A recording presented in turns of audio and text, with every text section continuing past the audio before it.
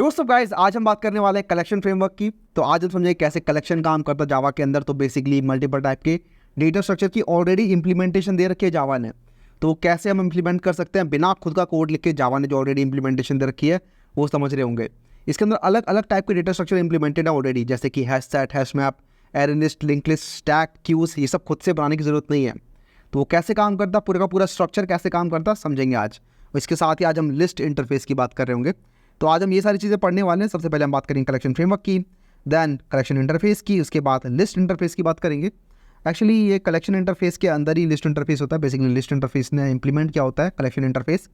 उसके बाद ये कुछ क्लासेज हैं, ये 4 क्लासेज हैं, array list class, link list class, vector class and stack class. ये चारों क्लासेज भी आज हम देख रहे होंगे। ठीक है, तो स्टार्ट करते हैं सबसे पहले कलेक्शन फ्रेमवर्क के साथ। The Java Collection Framework provides a set of interfaces and classes to implement various data structures and algorithms. These interfaces include several methods to perform different operation on collections. Basically, Java Collection Framework, ये पूरा का पूरा जो white आपको दिख रहा है, this all is Java Collection Framework। और इसके अंदर हमारे पास एक कलेक्शन इंटरफेस होता है जो कि ये रहा। और इसके अलावा कलेक्शन इंटरफेस के अलावा हमारे पास और भी होता है, एक मैप इंटरफेस होता है, इसके अलावा एक इटरेटर इंटरफेस भी होता है। और ये कलेक्शन इंटरफेस ने फर्दर फिर लिस्ट इंटरफेस, ये सारे इंटरफेसेज हैं। ठीक है, ये इंटरफेस है, ये भी इंटरफेस है, even this is an interface and this is an interface. और ये सारे भी इंटरफेसेज हैं। ठीक है, all these are actually interfaces. मैं बार बार लिखने की जरूरत नहीं है, all these are actually interfaces. These interfaces include several methods to perform different operations on collections. तो बेसिकली इनके अंदर कुछ मेथड्स हैं जो कि फर्दर हमारी कंप्लीट क्लासेज उन्होंने इंप्लीमेंट किए हुए हैं, और उसकी हेल्प से आप कुछ ऑपरेशन कर सकते हो। कलेक्शन का मतलब बेसिकली होता है, अगर हम बात करें कलेक्शन की, तो कलेक्शन का मतलब होता है एक टाइप का डेटा आप लोगों ने कलेक्ट करके रख दिया, और वो फिर आप किसी भी तरीके से स्टोर कर सकते हो। आप उसे एरे के अंदर स्टोर कर सकते हो, आप उसे लिंक लिस्ट के अंदर स्टोर कर सकते हो, स्टैक के अंदर, क्यूज के अंदर, मैप के अंदर, सेट के अंदर। All these are data structures. डेटा को स्टोर करने के अलग अलग तरीके होते हैं। हमारे डीएसए के अंदर जो डेटा स्ट्रक्चर होता है उसके ऊपर बहुत सारे क्वेश्चंस बन रहे होते हैं। एक्चुअली मल्टीपल क्वेश्चंस होते हैं जो कि किसी पर्टिकुलर डेटा स्ट्रक्चर की हद से करोगे तो बहुत ही ईजिली सॉल्व हो जाएगा। तो जब आप उस क्वेश्चन को सॉल्व करने जाते हो तो आपको वो पूरा का पूरा डेटा स्ट्रक्चर खुद से ना बैठ के बनाना पड़े। तो इसीलिए ऑलरेडी इंप्लीमेंटेशन जावा कलेक्शन फ्रेमवर्क के अंदर दे दी गई है। तो अगर आपको किसी क्वेश्चन को सॉल्व करना है, सपोज करो मुझे बीएफएस सॉल्व करना है, मुझे पता है उसके अंदर मुझे क्यू की रिक्वायरमेंट है, तो मुझे खुद से बैठ के क्यू बनाने की जरूरत नहीं है। मेरे पास ऑलरेडी क्यू इंटरफेस इंप्लीमेंटेड है, जिसके अंदर ये टैग नाम का इंप्लीमेंटेड है, जिससे मैं अपनी क्लासेस बना सकता हूँ। बात समझ में आ रही है? तो हमारे पास ऑलरेडी बहुत सारी क्लासेस और इंटरफेसेस बने हुए हैं कलेक्शन फ्रेमवर्क के अंदर। एक एक करके हम सबको देखने वाले हैं। This whole thing is called collection framework. वहीं पर कलेक्शन इंटरफेस सिर्फ इतना सा पार्ट है। ठीक है, देख रहे हो, सिर्फ ये वाला पार्ट जो है दिस इज कलेक्शन इंटरफेस। तो हम जरा कलेक्शन इंटरफेस की बात करते हैं। तो ये देखो, यही वाला पार्ट है हमारा कलेक्शन इंटरफेस, जिसके अंदर ये सारे आपके इंटरफेसेस हैं, लिस्ट, सेट एंड क्यू। आज हम लिस्ट की बात कर रहे होंगे इसके अंदर से सिर्फ। ठीक है, उसके बाद हम अगली क्लासेस में बाकियों की भी बात करेंगे, लेकिन आज हम सिर्फ लिस्ट की बात करने वाले हैं कलेक्शन के अंदर। तो ये जो कलेक्शन इंटरफेस है, इसके अंदर इंटरफेस के अंदर आपको पता है कुछ इंप्लीमेंटेशन तो दी नहीं जाती है फंक्शंस की, बस आपको मेथड्स दे दिए जाते हैं। तो कलेक्शन इंटरफेस के अंदर भी काफ़ी सारे कुछ मेथड्स दिए हुए हैं। जरा उन मेथड्स की बात कर लेते हैं पहले। तो ये सारे वो मेथड्स हैं। Collection interface include various methods that can be used to perform different operation on objects. तो ये मेथड्स हैं जैसे कि साइज इंटरफेस, साइज मेथड है। तो साइज मेथड किसी ने अगर इंप्लीमेंट किया हुआ है तो क्या होगा, उससे आप किसी भी चीज़ का साइज़ निकाल सकते हो। सिमिलरली इज एम्प्टी बताता है कि कोई कलेक्शन एम्प्टी है या नहीं है। कंटेन्स बताता है कि किसी कलेक्शन के अंदर ये ऑब्जेक्ट प्रेजेंट है या नहीं है। ऐड कर सकते हो आप किसी कलेक्शन के अंदर, रिमूव कर सकते हो उसमें से। आप चाहो तो पूरी की पूरी कलेक्शन को ऐड कर सकते हो एक दूसरी कलेक्शन के अंदर। तो ये सारी अब मैं आपको ना इंप्लीमेंट करके दिखाता हूँ आगे बढ़ने से पहले। लेकिन एक बार ज़रा थोड़ा और आगे जाते हैं और बात करते हैं ज़रा लिस्ट की। राइट, ये लिस्ट इंटरफेस है। अभी मैं पूरा का पूरा दोबारा देखूंगा वैसे तो, लेकिन आपको याद होगा ये लिस्ट इंटरफेस के ऊपर क्या है। लिस्ट इंटरफेस के ऊपर हमारा कलेक्शन इंटरफेस। राइट, ये कलेक्शन इंटरफेस इसके ऊपर है। और इस कलेक्शन इंटरफेस से फर्दर और भी कुछ क्लासेस बन रखे हैं, जैसे क्यू बन रखी है। Right, Q interface basically. तो वैसे ही हमारा लिस्ट भी एक इंटरफेस है और ये कलेक्शन भी एक इंटरफेस है। तो कलेक्शन पेरेंट इंटरफेस है, उसके नीचे लिस्ट इंटरफेस है। इन्होंने कुछ मेथड दे रखे हैं। अब उनको इंप्लीमेंट कैसे करना है, उनको इंप्लीमेंट इन 4 क्लासेस को करना है। ठीक है, तो ये 4 क्लासेस हैं अलग अलग। ये these are classes and these are interfaces. तो these are interfaces and these are classes. तो इन क्लासेस ने ये जो भी मेथड्स हैं इनके वो इंप्लीमेंट किए हुए हैं, और अगर यहाँ पे इंप्लीमेंट किए हुए हैं तो हम इनका यूज़ भी कर सकते हैं। तो एक एक करके ज़रा देखते हैं इनको। मैं स्टार्ट करूँगा एरे लिस्ट के साथ, उसके बाद मैं एरे लिस्ट को डिटेल में अलग से भी समझाऊंगा, एंड देन लिंक लिस्ट को, एंड देन स्टैक को, एंड देन वेक्टर को। तो जरा जो भी कलेक्शन के इंटरफेस के मेथड्स हैं विच आर दीज मेथड्स, ठीक है, इनको जरा एक एक करके देखते हैं एरे लिस्ट के अंदर। यहाँ पर मैं एक बात और रिपीट करना चाहता हूँ, वो ये कि अभी हम एरे लिस्ट देख रहे हैं। एरे लिस्ट क्यों करा रहे हो भैया, पहले कलेक्शन कराओ बाद में एरे लिस्ट कराना। तो मैं कलेक्शन के ऑब्जेक्ट बना ही नहीं सकता, because collection is an interface, और जावा के अंदर आप इंटरफेसेस के ऑब्जेक्ट बना नहीं सकते, किसी ना किसी क्लास के ऑब्जेक्ट बनाने पड़ेंगे। तो इसीलिए मैं एरे लिस्ट को चूज़ कर रहा हूँ। उसके अंदर ही मैं जो कलेक्शन के मेथड्स हैं जो इंप्लीमेंट किए हुए हैं एरे लिस्ट ने ऑलरेडी, वो मैं इंप्लीमेंट करके दिखाता हूँ आपको कि कैसे उनकी हेल्प से आप लोगों की एरे लिस्ट इंप्लीमेंट हो रही होती है, ठीक है। इसीलिए हम कलेक्शन के अंदर बात करेंगे पहले एरे लिस्ट की। तो उसके लिए मैं आऊँगा यहाँ पे, और ये एक लर्न लिस्ट नाम की क्लास है जिसके अंदर हम आते हैं यहाँ पे, और लेट्स से मुझे एक लिस्ट बनानी है। तो लिस्ट बनाने के लिए आप लिस्ट लिखोगे ऐसे करके, और list of let's say integer list equals to new array list. यहाँ पर मैंने एरे लिस्ट क्यों लिखा, बिकॉज ये जो एरे लिस्ट क्लास है इसने इंप्लीमेंट किया हुआ है इस लिस्ट इंटरफेस को, राइट। इसको हम इंपोर्ट कर लेंगे इस तरीके से। तो इंपोर्ट हमने कर लिए दोनों चीज़ें, और ये दोनों की दोनों चीज़ें आ रही है हमारी java.util पैकेज के अंदर से। तो अगर आपके कंपाइलर वगैरह के अंदर एरे लिस्ट यूज़ हो रहा है और इंपोर्ट नहीं हो रहा है ये, तो आपको इंपोर्ट कर लेना चाहिए इस तरीके से। या तो आप चाहो तो ये भी कर सकते हो सीधा कि java.util.star लिख दिया आपने, और इससे भी आपका काम हो जाएगा, ठीक है। तो इस तरीके से हमारे ये इंप्लीमेंट होते हैं। मैं इसको वापस कर देता हूँ, और हमारा ये लिस्ट ऑब्जेक्ट बन चुका है, और ये एरे लिस्ट टाइप का है, ठीक है। एंड दिस इज इंटरफेस, ये इंटरफेस है एक्चुअली, आप जाके क्लिक कर सकते हैं इसके ऊपर। यहाँ पर देखो पब्लिक इंटरफेस लिस्ट, और ये एक्सटेंड कर रहा है कलेक्शन इंटरफेस को, ठीक है। This is extending the collection interface इस तरीके से। अच्छा, अब जरा बात कर लेते हैं कि ये लिस्ट तो हमारा ऑब्जेक्ट बन चुका है एरे लिस्ट क्लास का। तो अब इसके अंदर अगर मैं चीज़ें डालनी है तो कैसे डालेंगी, तो अगर आपको चीज़ें डालनी है तो लिस्ट डॉट ऐड करना पड़ता है इसके अंदर। लेट्स से मैं इसमें ऐड करता हूँ 10, list dot add 20, list dot add 30 and so on. अब ये जो लिस्ट है this is exactly like our array. जो हम जावा के अंदर एरे बनाते हैं ना, आपने देखा होगा मुझे एरे बनाते हुए, जैसे सपोज करो मैं एरे बनाता हूँ int a equals to new int 5। तो यहाँ पर मैंने क्या किया, मैंने 5 साइज़ का एरे बनाया है, राइट। और इस एरे का साइज़ हमेशा 5 रहेगा। तो अगर इसके अंदर मुझे कभी बाद में कुछ और एलिमेंट भी डालने हुए तो वो मैं नहीं कर सकता, क्योंकि इसका साइज़ मैंने 5 डिफाइन कर दिया था बनाते टाइम ही।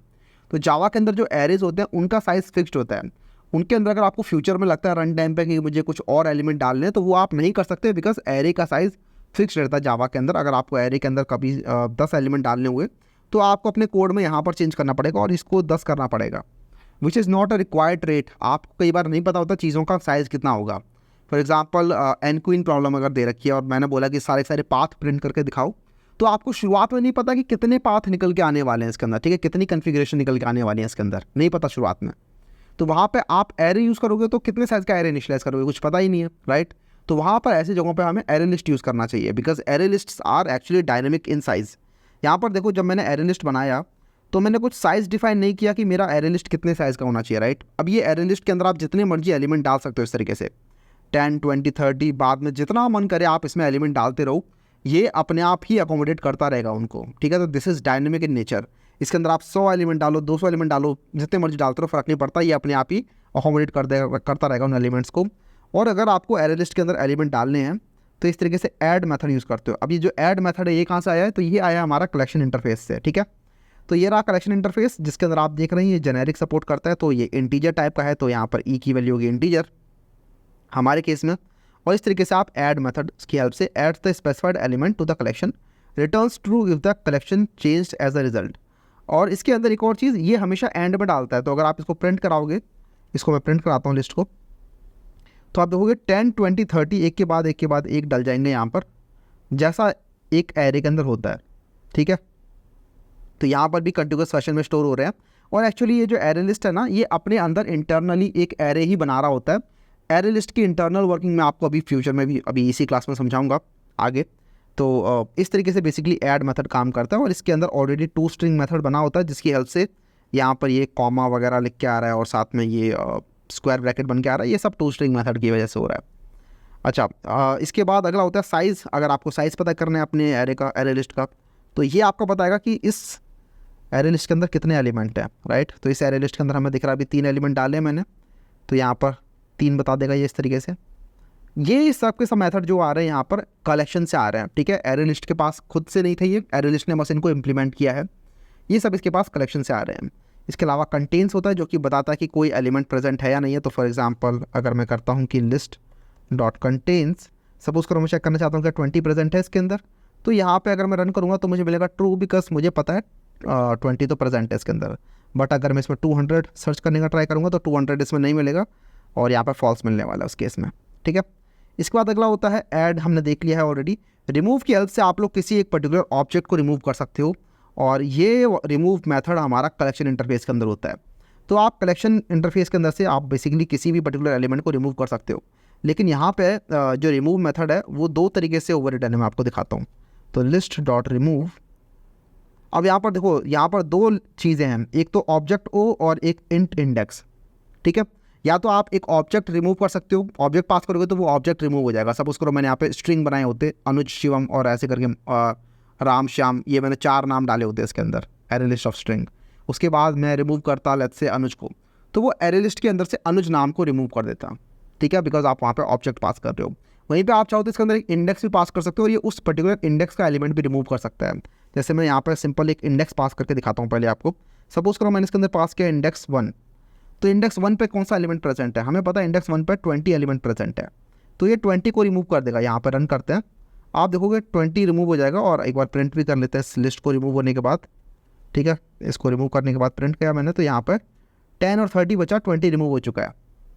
लेकिन व्हाट इफ यहाँ पे भैया 30 की जगह 2 लिखा होता, सॉरी 1 लिखा होता लेट्स से, ठीक है। यहाँ पे अगर 1 लिखा होता तो ये क्या जो रिमूव वाला मेथड है ये इंडेक्स को रिमूव करेगा या फिर एक्चुअल वैल्यू को रिमूव करेगा।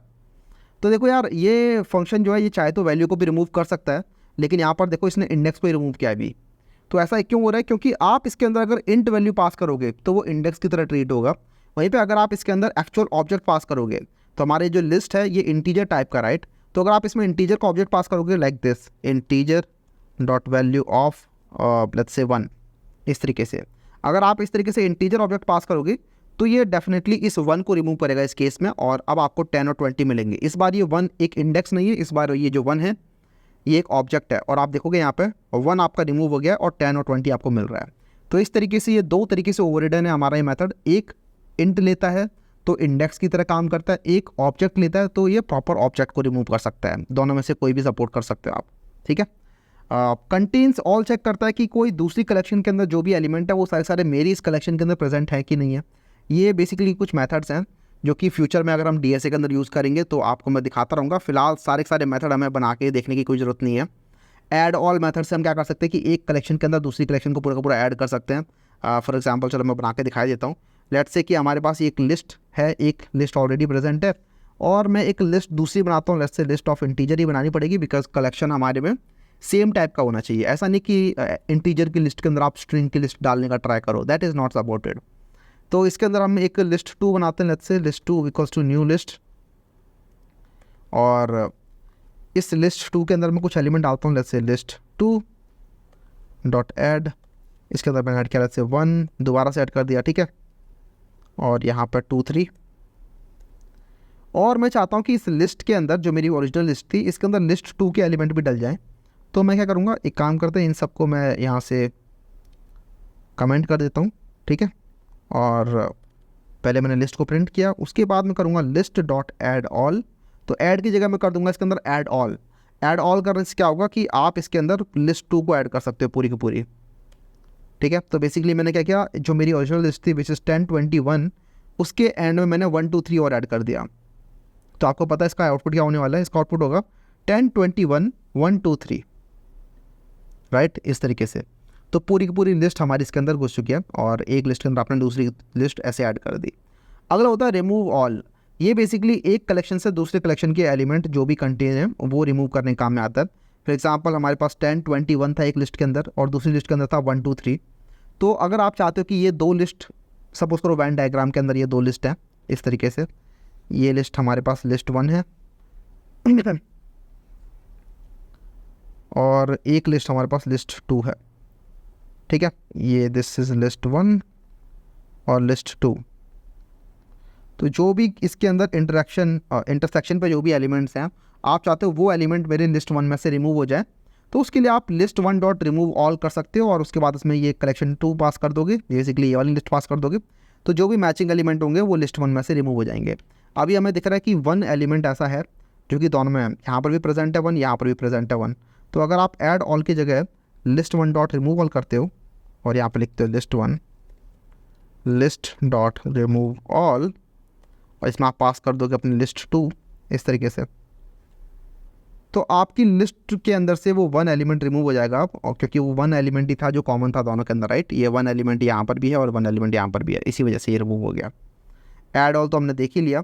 अगर होता है रिटेन ऑल, ये क्या करता है, removes all the element from the collection that are not present in the specified collection. तो ये उन एलिमेंट को रिमूव करता है अपनी लिस्ट में से जो कि लिस्ट टू के अंदर प्रेजेंट नहीं है। तो बेसिकली ये कौन सा एलिमेंट रिमूव करेगा, तो ये बेसिकली इन एलिमेंट्स को रिमूव कर देगा। क्या करेगा ये कि जो एलिमेंट लिस्ट टू के अंदर प्रेजेंट नहीं है वो एलिमेंट लिस्ट वन में से रिमूव कर देगा। तो लिस्ट टू के अंदर जो भी एलिमेंट प्रेजेंट नहीं है वो लिस्ट वन के अंदर से रिमूव कर देगा। तो बेसिकली रिटेन करना चाहते हैं हम लिस्ट वन के अंदर वो एलिमेंट जो कि लिस्ट टू के अंदर प्रेजेंट है। तो यहाँ पर हमें दिख रहा है सिर्फ इंटरसेक्शन मिलेगा हमें। तो अगर कभी आपको इंटरसेक्शन निकालना हो तो उस टाइम पे ये काम में आता है। आपको करना है list dot retain all list two. तो ऊपर वाले को मैं कर देता हूँ कमेंट। तो हमें दिख रहा है यहाँ पर 10, 20 और 1 था और यहाँ पर 1, 2, 3 था। तो वो एलिमेंट रिमूव कर दो जो यहाँ पर प्रेजेंट नहीं है। तो 1 तो प्रेजेंट है तो 1 को रिमूव नहीं करेगा, लेकिन 10 और 20 प्रेजेंट नहीं है तो ये रिमूव हो जाएंगे। अगर ऐसा कभी क्वेश्चन आ जाए आपका इंटरसेक्शन निकालने का तो आप ये वाला मेथड यूज़ कर सकते हो, और हम इसको बहुत हैवीली यूज़ करेंगे भी, retain all, remove all, add all, इन सबको अपने डीएसए के अंदर। आप चाहो तो इनके लिए खुद से भी कोड लिख सकते हो, राइट, अपने फॉर लूप वगैरह लगा के सेट वगैरह बना के खुद से भी कोड लिख सकते हो। लेकिन जब आप खुद से कोड लिखने का ट्राई करते हो कई बार, तो उसके अंदर अगर हल्की से भी गड़बड़ होगी तो आपका कोड वहाँ पे ख़राब है, और इसके अलावा आपको इम्प्लीमेंटेशन खुद से भी लिखनी पड़ेगी तो आपका टाइम भी वेस्ट हो रहा है। तो आपका खुद का लिखा हुआ कोड एरर प्रोन भी होता है और साथ में टाइम कंज्यूमिंग भी होता है। तो उसकी जगह आप कलेक्शन फ्रेमवर्क के जो ऑलरेडी बिल्ट इन मेथड है उनका यूज़ कर सकते हो टू सेव योर टाइम, और साथ में आपको गारंटी है कि ये जेडीके में लिखा हुआ है कोड और ओपन सोर्स भी काफ़ी हद तक, तो ठीक ही होगा ये कोड, ठीक है। पूरी दुनिया के सॉफ्टवेयर इसके ऊपर बन रहे हैं जावा के ऊपर, तो आपका भी काम चली जाएगा इसके अंदर। ऑलराइट, तो ये हमारे मेथड हो गए। इसके अलावा 2 मेथड और बच गए, एक तो क्लियर बच गया, उसके अलावा टू एरे बच गया। क्लियर की हेल्प से आप लोग पूरे का पूरे कलेक्शन को क्लियर कर सकते हो। बेसिकली आप चाहते हो कभी कि जैसे लिस्ट वन अभी फ़िलहाल हमारी पूरी की पूरी भरी हुई है, ठीक है, आप चाहते हो इस लिस्ट वन को पूरा का पूरा क्लियर करना, तो लिस्ट को आप क्लियर कर दोगे इस तरीके से, एंड अब आपकी लिस्ट के अंदर कुछ भी नहीं बचेगा, एम्प्टी लिस्ट हो चुकी है, ठीक है। तो ये क्लियर करने का काम में आता है। अगला है हमारा object to array returns an array containing all the elements in the collection. तो अगर कभी आपको अपनी लिस्ट को एरे में कन्वर्ट करना है, ऑब्जेक्ट के एरे में कन्वर्ट करना है, तो उस टाइम पे आप इस टू एरे मेथड को यूज़ कर सकते हो। तो फॉर एग्जांपल ये हमारे पास लिस्ट है, इसको मैं कन्वर्ट कर सकता हूँ अपने ऑब्जेक्ट के एरे के अंदर। तो ऑब्जेक्ट का array let's say a equals to list dot to array. ये मेथड मेरी एक लिस्ट को एरे में कन्वर्ट कर देगा। यहाँ पर आप देख रहे हो ये एरे ऑफ ऑब्जेक्ट बन चुका है, और अब मैं इसको जैसे मर्जी यूज़ कर सकता हूँ। फॉर एग्जांपल अगर मुझे इसको कास्ट करना है अब इंटीजर के अंदर, तो I can do that, right. For every object E in A I can do this like S out E, और ये ई मुझे पता है अभी फ़िलहाल इंटीजर की तरह ट्रीट हो रहा है, लेकिन I can easily change it to integer as well, like this integer temp equals to E, और इसको मुझे बस कास्ट करना पड़ेगा। तो यहाँ पे मैं लिख सकता हूँ इंटीजर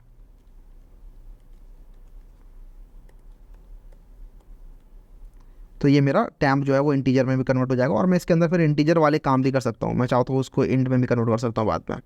बट या अगर कभी आपको लिस्ट को एरे में कन्वर्ट करना हुआ तो उस टाइम पे आप ये यूज़ कर सकते हो, लिस्ट डॉट टू एरे। तो ये हमारे अभी तक हमने जो भी मेथड देखे थे ये सारे कलेक्शन से रिलेटेड थे, ऑलराइट। ये ऐसा नहीं है कि ये एरे लिस्ट के साथ ही काम कर रहे हैं। आप अगर मैं इन सबको अनकमेंट भी कर दूँ ना, और अगर मैं यहाँ पे इम्प्लीमेंटेशन चेंज कर दूँ इसकी, एरे लिस्ट हटा के अगर मैंने किसी एक की भी सपोज करो लिंक लिस्ट भी कर दी, बिकॉज आपको पता है ये लिंक लिस्ट क्लास ने भी लिस्ट को तो इम्प्लीमेंट किया ही हुआ है। तो यहाँ पर आप लिंक लिस्ट लिखो, एरे लिस्ट लिखो, फ़र्क नहीं पड़ता, बिकॉज जो भी मैंने मेथड यहाँ पे लिखे हैं ये सारे लिस्ट के भी ऊपर कलेक्शन क्लास के हैं। अभी मैंने लिस्ट के मेथड्स तो देखे भी नहीं हैं, अभी जो भी हमने मेथड्स देखे वो सारे के सारे कलेक्शन इंटरफेस के हैं। तो यहाँ पर ये स्टिल काम करेगा, राइट। और यहाँ पर देखो कोई भी एरर नहीं है, बिकॉज अब बस इम्प्लीमेंटेशन ही तो चेंज हुई है। पहले एरे लिस्ट की इम्प्लीमेंटेशन थी, अब लिंक लिस्ट की इम्प्लीमेंटेशन हो चुकी है, लेकिन एट इट्स कोर अभी भी ये लिस्ट ही है, बिकॉज दोनों लिस्ट को इम्प्लीमेंट कर रहे हैं, लिस्ट इंटरफेस को इम्प्लीमेंट कर रहे हैं, ऑलराइट। तो ये था हमारा कलेक्शन इंटरफेस के अंदर। अभी हम लिस्ट इंटरफेस की बात करेंगे, और लिस्ट इंटरफेस भी अपने साथ कुछ कुछ मेथड लेके आता है जो एरे लिस्ट के अंदर इम्प्लीमेंट होते हैं, और ये लिस्ट के मेथड हमारे कलेक्शन के अंदर नहीं होते हैं। तो the list interface extends the collection interface and adds method that are specific to list. तो क्योंकि आपने देखा था कलेक्शन से क्यू भी बन सकता है, राइट, यहाँ पर देखो क्यू भी बन सकता है, कलेक्शन से सेट भी बन सकता है। तो कलेक्शन में वो सारे मेथड होंगे जो लिस्ट, सेट और क्यू तीनों में वैलिड होंगे, जैसे add, remove all, add all, ये सारे मेथड, साइज़। तो ये मेथड्स जो है वो सबके अंदर वैलिड होंगे, क्यू के अंदर भी ये सब चाहिए होगा हमें, सेट के अंदर भी चाहिए होगा, लिस्ट में भी चाहिए होगा। लेकिन कुछ ऐसे मेथड जो कि सिर्फ लिस्ट में चाहिए, वो आपको लिस्ट इंटरफेस के अंदर मिलेंगे, जो कि लिस्ट के स्पेसिफिक मेथड्स हैं। तो वो लिस्ट इंटरफेस के अंदर होते हैं और वो हमारे एरे लिस्ट में इंप्लीमेंट किए होते हैं, क्योंकि हमारा एरे लिस्ट जो है वो अल्टीमेटली लिस्ट इंटरफेस को इंप्लीमेंट कर रहा है। Here are some methods that are present in the list interface but not in the collection interface, and these are the methods. यहाँ पर लिखा हुआ है, तो सबसे पहले ये हो गया गेट, सेट। तो गेट आप किसी पर्टिकुलर इंडेक्स का गेट कर सकते हो, और सेट आप किसी पर्टिकुलर एलिमेंट को किसी भी पर्टिकुलर इंडेक्स पर सेट कर सकते हो। ऐड कर सकते हो आप किसी पर्टिकुलर इंडेक्स पर किसी एलिमेंट को, रिमूव कर सकते हो आप किसी पर्टिकुलर इंडेक्स के एलिमेंट को। तो यही तो ऑपरेशन होते हैं किसी भी डेटा स्ट्रक्चर के अंदर, आप यही ऑपरेशन करना चाहते हो। आप चाहते हो कि इसके अंदर ऐड कर दूं, इसमें से गेट कर लूं, इसमें से किसी पर्टिकुलर इंडेक्स पे ऐड कर दूं, इसका साइज़ पता कर लूं, इसमें चेक कर लूं कि एलिमेंट प्रेजेंट है कि नहीं है। बस यही करना होता है आपको, ठीक है। और क्या ही ऑपरेशन होते हैं। तो ये सारे के सारे ऑपरेशन आपको लिस्ट के अंदर इस तरीके से मिले हुए हैं। तो ज़रा इनको एक करके इम्प्लीमेंट करते हैं। तो अगर आप गेट करते हो किसी पर्टिकुलर इंडेक्स के साथ, तो वो आपका लिस्ट का इंटरफेस होता है, ऑलराइट। तो अभी हमने लिस्ट के अंदर बस ऐड करने का देखा था, लेकिन अगर आपको गेट करना है तो गेट करने के लिए वो लिस्ट की इम्प्लीमेंटेशन अलग होती है। तो मैं काम करता हूँ, ये सारी चीज़ें दोबारा से मैं यहाँ पे कमेंट कर देता हूँ, और यहाँ पर इस लिस्ट 2 को भी कमेंट कर देते हैं, और ये लिस्ट 2 यहाँ पर कमेंट कर देते हैं। तो ये हमारी लिस्ट है जिसके अंदर ये एलिमेंट्स हैं। और अगर कभी आपको किसी भी पर्टिकुलर इंडेक्स का एलिमेंट चाहिए, सपोज करो मुझे इंडेक्स नंबर 1 का एलिमेंट चाहिए, तो you can do list dot gate, ठीक है। तो you can do S out list dot gate इस तरीके से, और आप यहाँ पे इंडेक्स बता दो। फॉर एग्जांपल इंडेक्स नंबर 0 पे कौन सा एलिमेंट है, तो इंडेक्स नंबर 0 पे, क्योंकि ये 0 बेस्ड इंडेक्सिंग है, तो 10 एलिमेंट प्रेजेंट है, राइट, ये 10 एलिमेंट प्रेजेंट है। उसके बाद मैं यहाँ पे लिस्ट प्रिंट कर रहा हूँ। ये काम करते हैं, इस लिस्ट प्रिंटिंग को हम ऊपर ले जाते हैं। तो पहले आपकी लिस्ट प्रिंट हो जाएगी, उसके बाद 0th इंडेक्स पे जो भी एलिमेंट है वो प्रिंट हो जाएगा इस तरीके से। अगला आपका होता है सेट। अगर आपको किसी पर्टिकुलर इंडेक्स के एलिमेंट को अपडेट करना है, चेंज करना है, तो वो आप कर सकते हो। फॉर एग्जांपल देखो इंडेक्स नंबर 1 पे 20 रखा हुआ है, मैं चाहता हूँ इसको चेंज करना, तो मैं यहाँ पे गेट नहीं करता, या फिर गेट करे रहने देते हैं। इसके नीचे मैं लिखता हूँ लिस्ट डॉट सेट, और लेट्स से मैं इंडेक्स नंबर 1 वाले एलिमेंट को चेंज करना चाहता हूँ, और 20 से 200, तो वो मैं कर सकता हूँ इस तरीके से। और अगर अब मैं प्रिंट करूँगा अपनी लिस्ट को, तो आप देखोगे लिस्ट मेरी अपडेट हो चुकी होगी, और इसके इंडेक्स नंबर 1 पे अब 20 की जगह 200 आ चुका है इस तरीके से। तो ये होता है आपका सेट मेथड, जो कि अगेन आपके लिस्ट इंटरफेस के अंदर होता है। इसके बाद अगला होता है ऐड एट पर्टिकुलर इंडेक्स। अगर आप चाहते हो कि अपने किसी लिस्ट के अंदर किसी पर्टिकुलर एलिमेंट को किसी एक पर्टिकुलर पोजीशन पे ऐड करना चाहते हो, तो वो भी आप कर सकते हो। अभी तक जो हमने कलेक्शन के अंदर ऐड मेथड देखा था, वो लिस्ट के एंड में ऐड कर रहा था, राइट। लेकिन अगर आप किसी पर्टिकुलर पोजीशन पे एलिमेंट को ऐड करना चाहते हो, तो वो भी आप कर सकते हो। तो आप वो कैसे करोगे, तो ये करोगे आप कि लिस्ट डॉट ऐड, और यहाँ पर देखो ऐड के अंदर 2 मेथड है। एक होगा हमारा इंटीजर, जिसमें आप इंटीजर पास कर सकते हो, एक है जिसमें आप इंडेक्स और इंटीजर दोनों पास कर सकते हो। तो फॉर एग्जांपल मैं सेकंड इंडेक्स पे पास करना चाहता हूँ, लेट्स से 1000 को। तो मुझे पता है मेरे एलिमेंट ऐसे हैं 10, 200 और 1। सेकंड इंडेक्स ये है, ठीक है, 0, 1, 2, ये मेरी सेकंड इंडेक्स है। तो इस सेकंड इंडेक्स पे अब 1 नहीं रहेगा, सेकंड इंडेक्स पे एक्चुअली 1000 चला जाएगा। तो फिर ये 1 कहाँ जाएगा, तो ये 1 आगे शिफ्ट हो जाएगा, ठीक है। तो यहाँ पर बेसिकली एलिमेंट सारे शिफ्ट हो जाएंगे इसके आगे वाले, और 1000 यहाँ पर डल जाएगा। अब अगर हम एक बार टाइम कॉम्प्लेक्सिटी भी ज़रा बात कर लेते हैं यहाँ पर साथ में, ठीक है। एकदम से मुझे याद आ गया टाइम कॉम्प्लेक्सिटी भी। तो टाइम कॉम्प्लेक्सिटी अगर हम निकालें, तो जैसे लिस्ट डॉट कंटेन्स है, तो क्योंकि लिस्ट है, लिस्ट आपकी इंटरनली तो एरे ही इंप्लीमेंट कर रही है, राइट।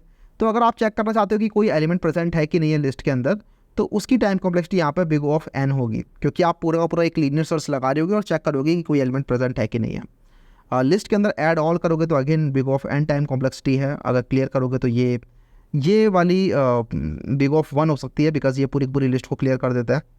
और अभी हमने जो मेथड देखा विच वॉज ऐड, ये भी big of n time complexity है, बिकॉज इसके अंदर आप क्या करते हो, किसी पर्टिकुलर इंडेक्स पे जाते हो, उसके बाद वाले सारे एलिमेंट को एक एक करके राइट शिफ्ट कर देते हो और फिर जो गए बच जाते हैं यहाँ पे, वहाँ पे आप एलिमेंट डाल देते हो।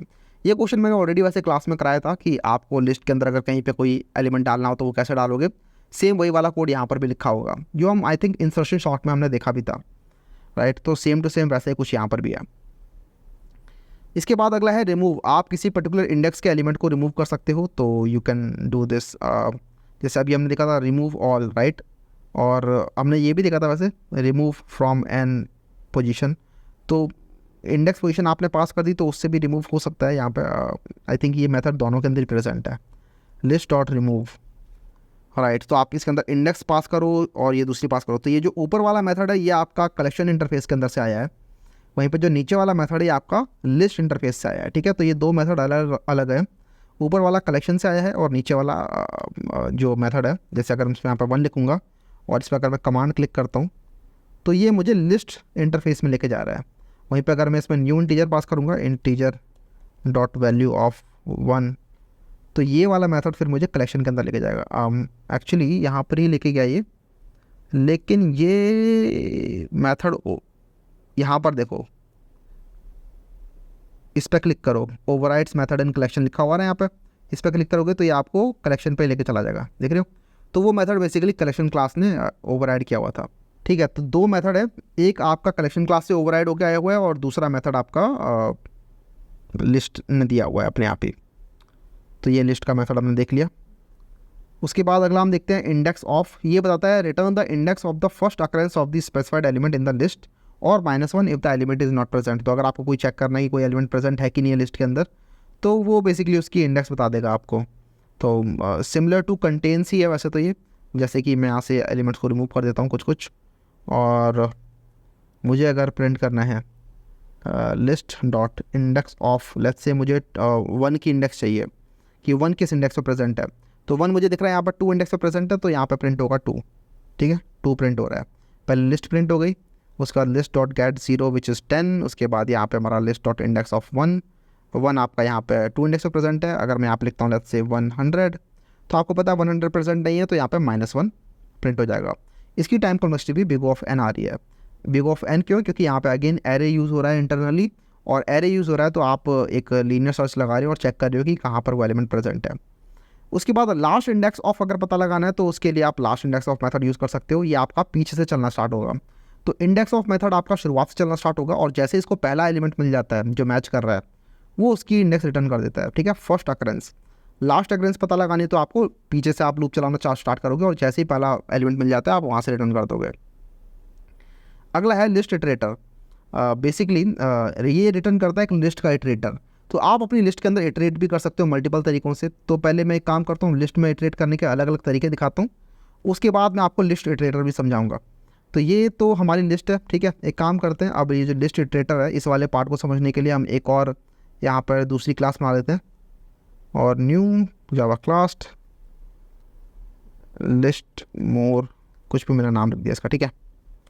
तो लिस्ट रिक्वायर्ड मेन, और एक काम करते हैं, एक लिस्ट बनाते हैं जल्दी से। तो मैंने यहाँ पर एक स्ट्रिंग टाइप की लिस्ट बनाई है, फ्रूट्स नाम रखा है इसका, और इसके अंदर मैंने कीवी, पपाया, मैंगो और एप्पल, ये 4 फ्रूट्स डाल दिए हैं। और इसके अंदर अब मुझे एक एक करके इटरेट करना है। कई बार होता है आपको अपनी लिस्ट के अंदर इटरेट करना होता है मल्टीपल क्वेश्चंस में, राइट। तो अगर आपको इसमें इटरेट करना है तो एक तो सिंपल तरीका है, फॉर लूप लगा के कर सकते हो आप। For int i equals to 0, i less than fruits dot size i++, ठीक है। जैसे एरे के अंदर होता था a डॉट लेंथ, वैसे यहाँ पे फ्रूट डॉट साइज मेथड ही होता है पूरा का पूरा ये। उसके बाद आप इसके अंदर प्रिंट कर सकते हो, लेट्स से कुछ भी काम कर सकते हो इसके साथ, let's say fruit is, and then यहाँ पे आपने फ्रूट प्रिंट कर दिया। तो फ्रूट कैसे प्रिंट करेंगे आप? फ्रूट्स डॉट गेट करके गेट करेंगे हम इस i इंडेक्स पे, और इसको अगर मैं रन करता हूँ तो यहाँ पे मुझे पता है ये चारों के चारों फ्रूट्स में इटरेट कर लेगा। Fruit is kiwi, papaya, mango and apple, इस तरीके से इसने प्रिंट कर दिया, ठीक है। As simple as that. ये आपका फॉर लूप यूज़ करके था। इसके अलावा आप चाहो तो एक फॉर ईच लूप भी लगा सकते हो, फॉर ईच लूप, राइट।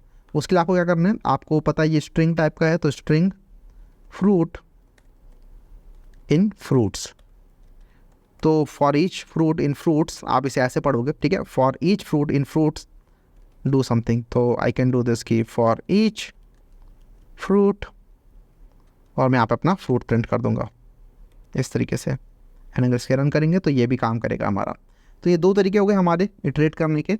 लेकिन इसके अलावा एक चीज़ और भी होती है, वो होती है इटरेटर। तो आप चाहो तो इटरेटर रिटर्न करवा सकते हो, इटरेटर ऑफ टाइप स्ट्रिंग, और फ्रूट्स के अंदर से fruit iterator, let's say fruit iterator equals to fruits dot iterator. तो ये मेथड आपको एक इटरेटर रिटर्न करता है, जो कि ये रहा, और ये इटरेटर भी अगेन जावा डॉट यूटिल से मिल रहा है हमें, ठीक है, जावा डॉट यूटिल डॉट इटरेटर। और इटरेटर कलेक्शन क्लास के अंदर होता है और कलेक्शन फ्रेमवर्क के अंदर होता है बेसिकली। आपने देखा था यहाँ पे शुरुआत में कि ये रहा आपका इटरेटर, राइट, और इटरेटर ने लिस्ट इटरेटर होता है इसके अंडर में बेसिकली।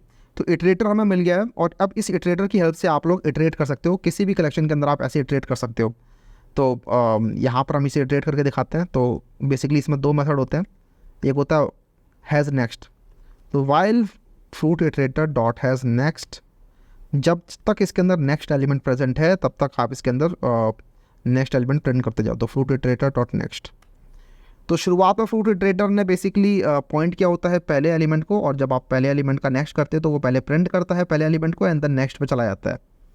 तो यहाँ पे मैं एक काम और भी करता हूँ, यहाँ पे लिख देता हूँ इटरेटर इस तरीके से, और इसे अगर हम रन करेंगे तो यहाँ पर भी आपके सारे एलिमेंट वैसे प्रिंट होने वाले हैं। देखो कीवी, पाया, मैंगो एंड एप्पल। तो ये होता है इटरेटर, जिसके अंदर आपको दिखे दो मेथड, एक होता है हैज़ नेक्स्ट, एक होता है नेक्स्ट।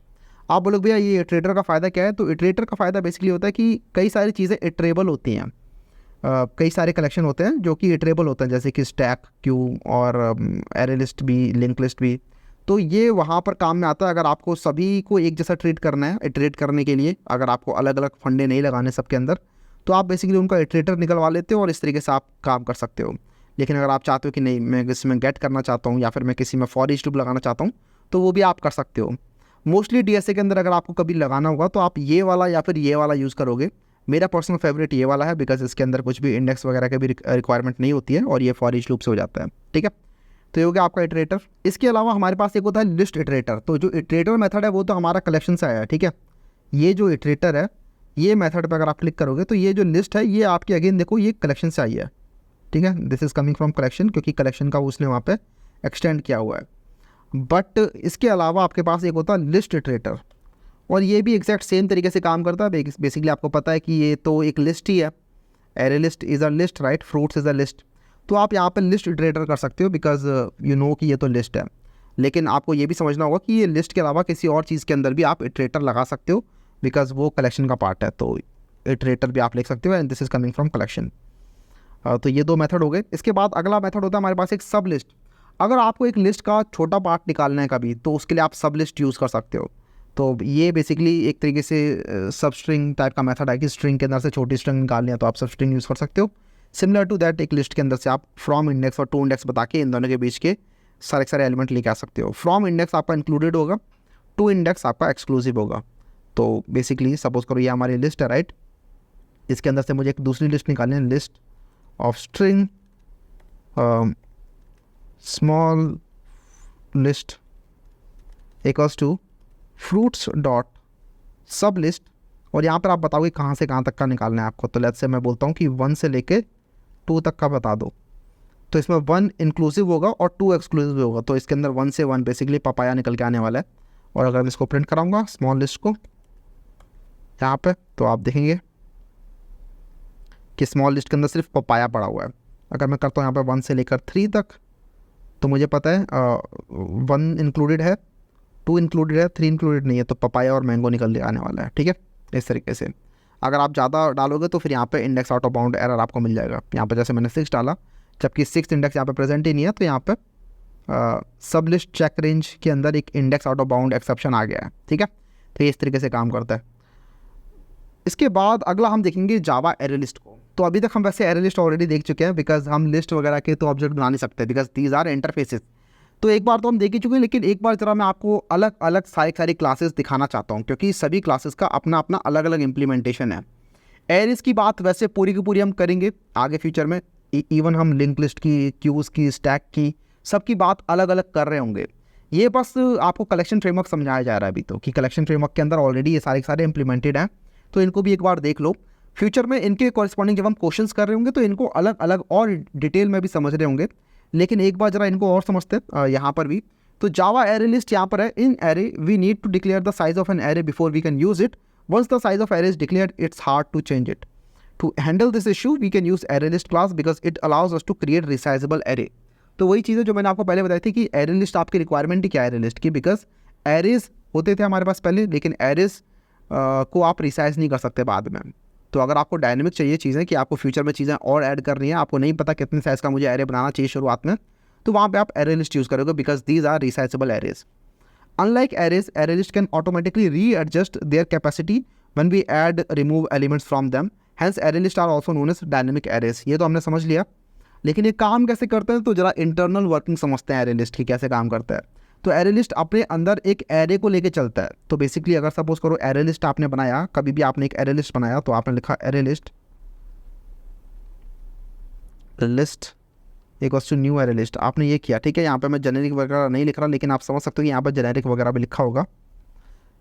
तो ये मेरी एरे लिस्ट अगर है तो क्या होता है, शुरुआत में आपका एक 10 साइज़ का एरे इसके अंदर बन जाता अपने आप ही। जैसे ही आपने ये लिखा ना, वैसे आपका एक 10 साइज़ का एरे बन गया, ये आपका 10 साइज़ का एरे बन गया। और जैसे ही आपने इसके अंदर किया लिस्ट डॉट ऐड एलिमेंट, जैसे आपने किया लिस्ट डॉट ऐड 10 किया सपोज करो आपने, तो यहाँ पे इस पोजीशन पर 10 डल चुका है। ऐसे करके आप इसमें एलिमेंट डालते जाओगे। सपोज करो आप एलिमेंट डालते गए 10, 21, 2, 5, 7, 3, 2, 1, 9।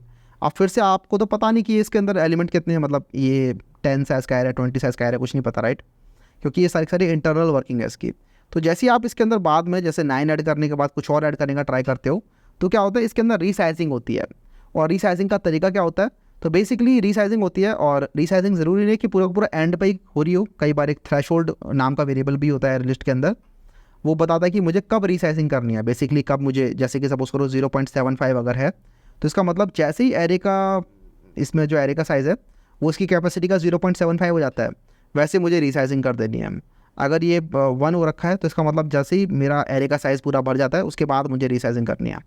तो जैसे यहाँ पर मेरा एरे का साइज़ बढ़ चुका है पूरा का पूरा, और अब मुझे सपोज करो 100 इसमें ऐड करने हैं।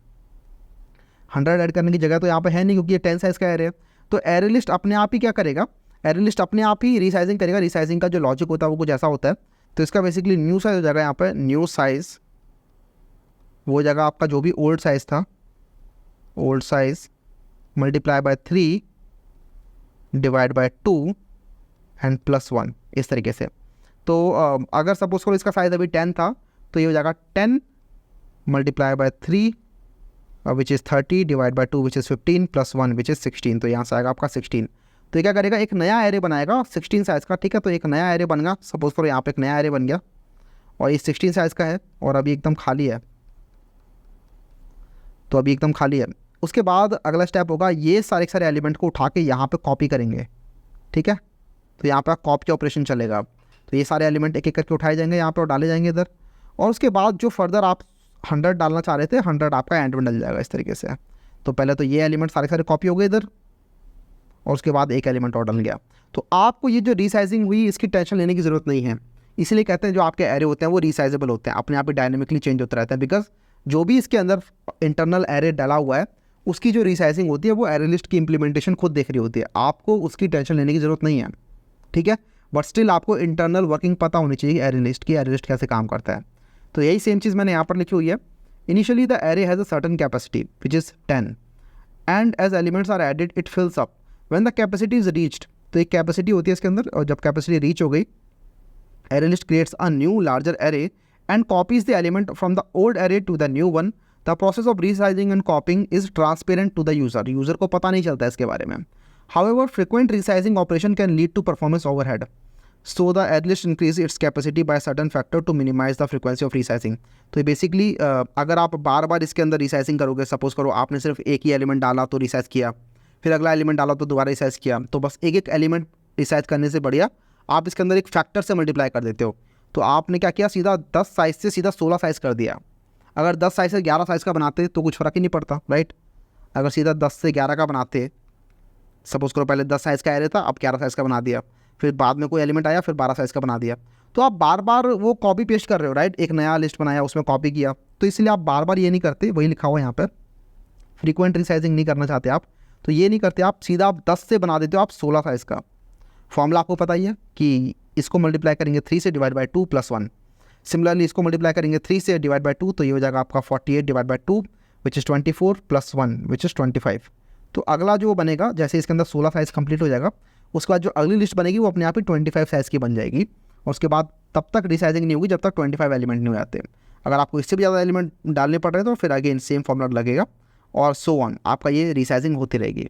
ये इंटरनल होती रहती है, आपको उसकी टेंशन लेने की जरूरत नहीं पड़ती है। तो इसीलिए हम एरे लिस्ट यूज़ करते हैं जब हमें नहीं पता होता कि हमारे कितने एलिमेंट उसमें डालने वाले हैं। इसके बाद हम बात करेंगे अब जावा के अंदर लिंक लिस्ट की। वैसे ये एरे लिस्ट, एरेज, ये सब अभी हम और भी बहुत ज़्यादा देख रहे होंगे, ठीक है। तो डोंट वरी, ऐसा नहीं हुआ कि एरे ख़त्म हो गया। एरे के ऊपर अभी डेडिकेटेड क्लासेस आएंगी जिनके अंदर एरे के रिलेटेड क्वेश्चंस होंगे।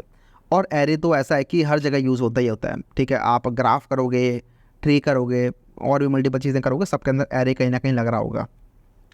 अगला हम बात करते हैं जावा लिंक लिस्ट की। तो link list class of Java collection framework provides the functionality of link list data structure. और यहाँ पर डब्ल्यू लिंक लिस्ट होता है। तो जिसको ऑलरेडी पता है लिंक लिस्ट के बारे में, वेल एंड गुड। अदरवाइज नहीं पता तो लिंक लिस्ट ऐसा कुछ डेटा स्ट्रक्चर होता है जिसको हम वैसे फ्यूचर में पढ़ेंगे पूरा का पूरा।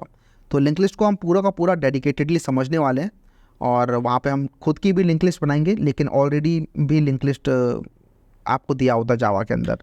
और लिंक लिस्ट और एरे लिस्ट में बस एक ही डिफरेंस होता है, वो यहाँ पर लिखा हुआ है, elements in a link list are not stored in sequence, instead they are scattered and connected through links. तो इसके अंदर क्या होता है ना, लिंक लिस्ट के अंदर वैसा हम देखेंगे भी कि एलिमेंट एक लाइन में कंटिन्यूअस फैशन में स्टोर नहीं होते। जैसे एरे के अंदर तो ये होता है राइट कि एक एक करके एलिमेंट ऐसे स्टोर होते हैं कि ये एलिमेंट सपोज करो इसका मेमोरी के अंदर 2048 वाली जगह पे था, तो अगला वाला 2052 पे प्रेजेंट होगा, उसके बाद 2056 पे प्रेजेंट होगा, राइट। ऐसे कुछ सपोज करो 4 साइज़ के हैं तो ऐसे कुछ प्रेजेंट होंगे कंटिन्यूअस फैशन में। This is your list, array list, because array list भी एरे यूज़ करता है।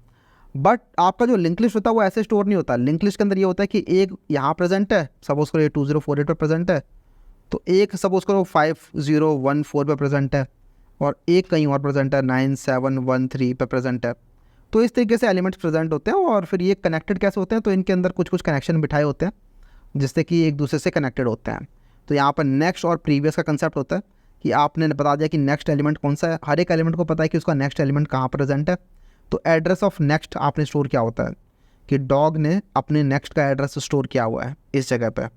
सिमिलरली कैट ने भी अपने नेक्स्ट का एड्रेस स्टोर किया हुआ है इस जगह पे।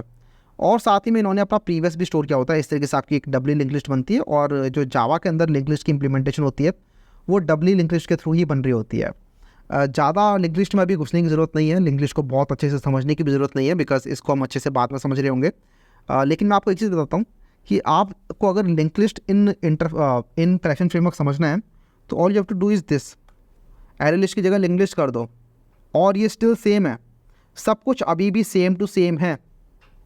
बस इंटरनल वर्किंग जो भी थी वो चेंज हो गई है। पहले इंटरनल वर्किंग एरे लिस्ट की थी, अब यहाँ पे लिंक लिस्ट की इंटरनल वर्किंग हो चुकी है।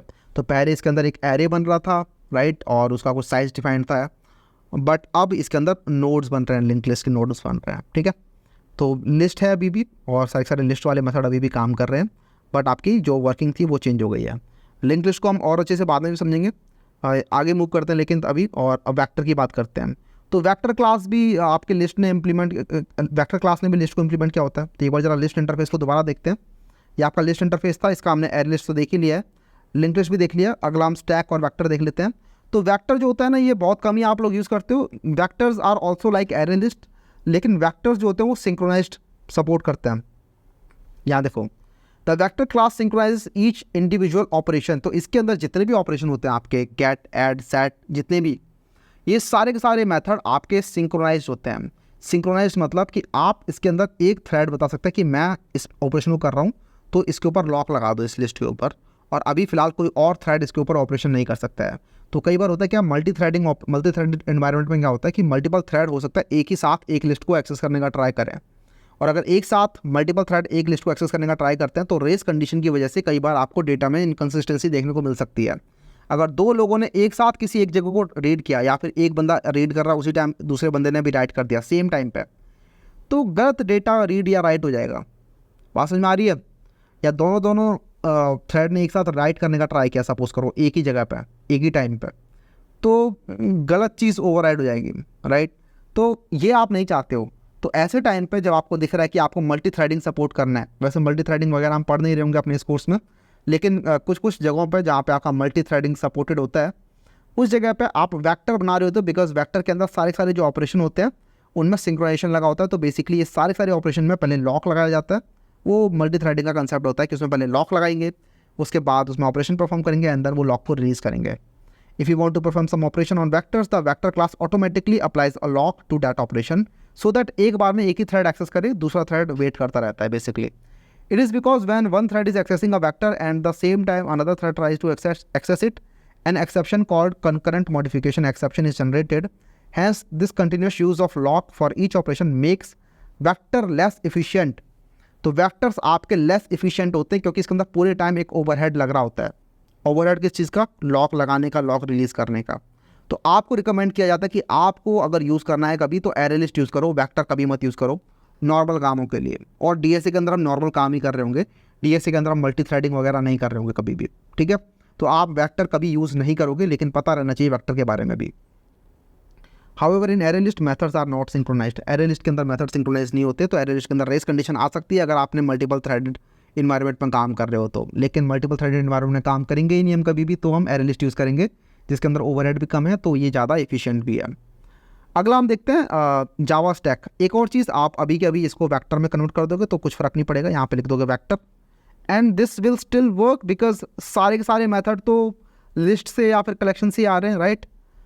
ये जो नीचे एक एरर आया है ये क्या है? अच्छा, यहाँ पे मैं 1 से 6 लिखा हुआ है, लेट्स मेक इट 1 2 3,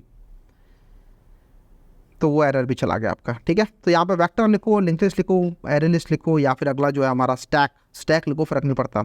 स्टैक की भी अगली क्लास अलग क्लास होगी पूरी की पूरी, जिसमें हम स्टैक को समझ रहे होंगे। स्टैक बेसिकली एक last in first out type का डेटा स्ट्रक्चर होता है, जिसके अंदर जो एलिमेंट आपने लास्ट में डाला होता है वो एलिमेंट सबसे पहले निकल रहा होता है। फॉर एग्जांपल जैसे यहाँ पर देखो ये प्लेट्स हैं, सपोज कर लो ये प्लेट्स हैं। प्लेट्स के अंदर क्या होता है, सबसे पहले ये डालते हो आप, उसके ऊपर ये डालते हो, उसके ऊपर ये, उसके ऊपर ये और उसके ऊपर ये। तो सबसे लास्ट में आपने कौन सा एलिमेंट डाला? ये वाला, right. A B C D E ऐसे सपोज करो, तो सबसे लास्ट में आपने ई डाला है। तो जब निकालने की बारी आएगी तो सबसे पहले ई बाहर निकलेगा इसके अंदर। तो ये स्टैक डेटा स्ट्रक्चर होता है कि लास्ट इन फर्स्ट आउट, या फिर लीफो भी कहते हैं इसको, LIFO, लीफो। तो वैसे तो हम स्टैक को पूरा पूरा अलग से समझेंगे अपनी स्टैक वाली क्लासेस के अंदर, लेकिन पता होना चाहिए कि जावा डॉट यूटिल के अंदर एक स्टैक नाम की क्लास होती है जिसके अंदर स्टैक रिलेटेड मेथड कुछ होते हैं। तो ये जो मेथड्स हैं आपके पास, पुश, पॉप, पीक, एम्प्टी, ये मेथड्स आपके पास लिस्ट से नहीं आ रहे हैं, ये आपके पास स्टैक क्लास के अंदर इंप्लीमेंटेड है, ठीक है। तो आपको अगर ये मेथड यूज़ करना है तो आप ये भी यूज़ कर सकते हो। बेसिकली आप चाहो तो यहाँ पे स्टैक लिख सकते हो इस तरीके से, और लिस्ट के अंदर ही है स्टैक, बिकॉज स्टैक ने भी लिस्ट इंप्लीमेंट किया हुआ है, तो ये अभी भी काम करेगा। और ये इंप्लीमेंटेशन जो है ये अभी भी हमारी लिस्ट वाली है, ठीक है। अगर आपको स्टैक रिलेटेड मेथड यूज़ कर रहे हैं जिनके अंदर स्टैक वाले काम हो रहे हैं, तो वो लिस्ट के अंदर तो प्रेजेंट है नहीं। तो जैसे कि पुश वाला जो मेथड है जिसकी हेल्प से आप लिस्ट के अंदर पुश कर सकते हो कोई भी एलिमेंट, वो आपको लिस्ट के अंदर तो मिलेगा नहीं, बिकॉज वो स्टैक रिलेटेड मेथड है। तो यहाँ पे आपको स्टैक लिखना पड़ेगा लिस्ट की जगह। और मैं काम करता हूँ, इसको मैं कर देता हूँ कमेंट। और अगर आपको फ्रूट्स यूज़ करना है एज अ स्टैक तो आप ऐसे यूज़ करोगे, stack of string fruits equals to new stack, इस तरीके से। तो लिस्ट रिलेटेड मेथड तो आपको मिल ही रहे थे, लेकिन अगर आपको स्टैक रिलेटेड मेथड चाहिए तो वो आपको स्टैक क्लास से मिलेंगे। जैसे कि पुश मिल गया आपको, और लेट्स से मैंने यहाँ पे पुश किया ए, उसके बाद मैंने फर्दर कुछ और एलिमेंट भी पुश कर दिए। लेट्स से मैंने पुश किया बी को, फिर सी को, एंड देन फिर डी को। तो ये तो पुश वाले एलिमेंट हो गए, और आपको समझ में आ रहा होगा ये पुश हो रहे हैं तो प्लेट वाले फॉर्मेट में। सबसे नीचे ए गया, फिर उसके ऊपर बी, उसके ऊपर सी, उसके ऊपर डी। तो सबसे ऊपर अभी डी है। तो अगर अभी आप पॉप करोगे यहाँ से तो सबसे ऊपर वाला एलिमेंट पॉप हो जाएगा अपने आप ही। तो फ्रूट्स डॉट पॉप कर सकते हैं हम इस तरीके से, और पॉप करेंगे तो हमें पता है कि डी पॉप हो जाएगा इसके अंदर से, तो यहाँ से डी पॉप हो गया। अगर आप फर्दर और पॉप करोगे तो अगला फिर सी भी पॉप हो जाएगा इसके अंदर से, ठीक है। अच्छा, डी को पॉप करने के बाद अगर मैं इस लिस्ट को प्रिंट कराऊंगा, बेसिकली इस फ्रूट्स को प्रिंट कराऊंगा, तो आपको पता है इसके अंदर ए बी और सी ही मिलेगा, ठीक है, क्योंकि डी तो पॉप हो चुका है। तो ए बी सी मिला, उसके बाद फिर फर्दर सी भी पॉप हो गया। तो ये होगा आपका पॉप मेथड। पॉप के अलावा एक मेथड होता है which is called peak method. Peak method आपके एलिमेंट को पॉप नहीं करेगा, वो बस चेक करेगा कि टॉप पे एलिमेंट कौन सा है, ठीक है। तो इसके बाद भी अगर आप फ्रूट्स प्रिंट कराओगे इस तरीके से तो आपका फ्रूट्स निकलेगा नहीं, ये बस चेक करने का काम में आता है कि ये कौन सा एलिमेंट है। बेसिकली आप बस पीक कर रहे हो। पॉप मतलब आपने तोड़ लिया, पीक मतलब बस आपने बस पीक किया, चेक किया बस कि क्या एलिमेंट है। तो आपने चेक किया कि सी एलिमेंट है, और उसके बाद अभी भी देखो ए बी सी ही है ये। वहीं पर अगर मैं यहाँ पे कर दूंगा पॉप, तो सी प्रिंट हो जाएगा, लेकिन सी पॉप भी हो जाएगा यहाँ से, ठीक है। तो ये पॉप वर्सेस पीक पता होना चाहिए, पीक बस पीक करने काम आता है, पॉप तोड़ने काम आता है। इसके अलावा एम्प्टी होता है जो चेक करता है कि आपका स्टैक एम्प्टी है क्या, तो S out fruits dot empty. तो ये जो मेथड है आपका स्टैक से आया है, तो यहाँ पे भी स्टैक एम्प्टी नहीं है इसलिए फॉल्स आ रहा है। इसके अलावा आप यहाँ पे इज़ एम्प्टी भी यूज़ कर सकते हो चाहो तो, ये इज़ एम्प्टी वाला जो है ये हमारा लिस्ट से आ रहा है, तो ये भी फॉल्स आ रहा है। तो ये हमारे कुछ मेथड्स हो गए स्टैक रिलेटेड, ठीक है। और स्टैक को, इवन लिंक लिस्ट को और एरे लिस्ट को, इन सबको डिटेल में अभी हम आने वाली क्लासेस में देख रहे होंगे, लेकिन कलेक्शन फ्रेमवर्क के जो मेथड्स थे वो आपको समझ में आने चाहिए। अच्छा एक चीज़ और, अब आप बोल सकते हो भैया यहाँ तो बहुत सारे मेथड हो गए, क्या ये हमें रटने पड़ेंगे? तो देखो होता ये है कि आप जैसे जैसे सॉल्व करते आते हो तो वैसे वैसे क्वेश्चन के अंदर ही आपकी रिवीजन होती रहती है, और ये मेथड अपने आप ही याद होते रहते हैं, ठीक है। एटलीस्ट मेरे केस में ऐसा होता है, मैंने मल्टीपल स्टूडेंट्स को देखा ऐसे होता है। तो ज़्यादा मेथड रटने की ज़रूरत नहीं है, जो मोस्ट फ्रिक्वेंट मेथड होंगे वो तो अपने आप याद होते रहेंगे। जो बहुत ही रेयर यूज़ होते हैं मेथड, उनके लिए आप कभी भी इंटरनेट वगैरह यूज़ कर सकते हो, ठीक है, फर्क नहीं पड़ता है, और वो भी धीरे धीरे करके याद होते ही रहते हैं। तो ये आपके लिस्ट के इंटरफेस के मेथड थे, इसके अलावा ये हमने कलेक्शन इंटरफेस के मेथड देखे। अब इसके बाद हम अगली चीज़ देखेंगे सेट एंड मैप, बट वो होगा हमारी नेक्स्ट क्लास के अंदर, ठीक है। तो अभी तक हमने सिर्फ लिस्ट देखा है, अभी हमारा मैप भी देखना बच रहा है, सेट भी देखना बच रहा है, इवन क्यू देखनी बच रही है। तो ये सब चीज़ें हम आने वाली क्लासेस के अंदर देख रहे होंगे, ठीक है। मैं मिलूंगा आप लोग नेक्स्ट क्लास में, चलते हैं, बाय बाय।